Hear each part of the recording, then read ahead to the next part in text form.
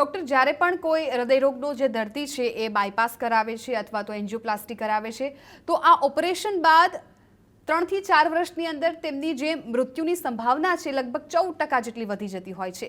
તો શું માધવબાગમાં જ્યારે કોઈ પણ ઓપરેશન હૃદયરોગને રિલેટેડ કરવામાં આવે છે તો ત્યાં આટલી ટકાવારી જોવા મળશે કે પછી નહિવત હશે? શું હોય છે આમાં? ચોક્કસ આપણે આ સર્વે મુજબ સાબિત કરી શકીએ છીએ. અલગ અલગ જર્નલની અંદર પણ એ સર્વેના રિપોર્ટ, રિસર્ચ રિપોર્ટ સાબિત થયેલા છે. જેવી રીતના એન્જિયોપ્લાસ્ટી કે બાયપાસ સર્જરી પછી રીબ્લોકેજ અથવા તો મૃત્યુની સંભાવના 14% વધતી હોય તો આપણી ટ્રીટમેન્ટ પછી સર્વાઈવલ રેટ સમજો વાત કરીએ તો સર્વાઈવલ રેટ આપણે સૌથી વધારે જે એન્જિયોપ્લાસ્ટી બાયપાસ સર્જરીથી પણ સર્વાઈવલ રેટ એટલો મળતો ના હોય જેટલો આપણા સારવાર પછી મળતો હોય છે. 3 થી 4 ગણો સર્વાઈવલ રેટ એન્જિયોપ્લાસ્ટી પછી એન્જિયોપ્લાસ્ટી કરતાં આપણો સર્વાઈવલ રેટ વધી જતો હોય છે. એટલે ચોક્કસપણે હું કહેવાનો પ્રયત્ન કરીશ અને એનું કારણ પણ છે. આપણે જ્યારે એન્જિયોપ્લાસ્ટી કે બાયપાસ સર્જરી કરીએ છીએ ત્યારે એન્જિયોપ્લાસ્ટી બાયપાસ સર્જરીની અંદર બ્લોકેજ મેં કીધું એવી રીતના ખાલી ને ખાલી એને દબાવવામાં આવે છે. બ્લોકેજ નીકળી જાય એવો કોઈ પ્રયત્ન કરવામાં નથી આવતો.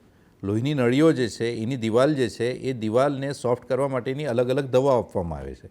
એટલે દવાનો ડોઝ જેટલા પ્રમાણમાં ચાલતો હોય એ સમય દરમિયાન એ નળીઓ સારામાં સારું ફંક્શન કરે. અને એટલે જ બહુ બધી વાર આપણે જોઈએ છે કે જેટલા પેશન્ટોને બાયપાસ સર્જરી કે એન્જિયોપ્લાસ્ટી થઈ હોય તો એમને દવા લાઈફ લોંગ ચાલતી હોય છે, છેક છેલ્લે સુધી દવાઓ ચાલતી હોય છે.